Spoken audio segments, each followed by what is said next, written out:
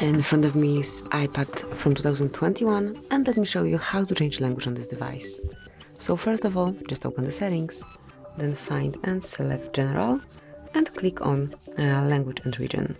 And here just click on iPad language, and here you can smoothly pick the one that you would like to apply, the one that you want to set as default, and it can be, for example, this one. Tap on Continue, wait until it's applied, just a few seconds, and that's it. As you can see, from now on, the whole device is in this brand new language. And if you'd like to change it again, just perform the same action. So this is it, that would be all. Thank you for watching.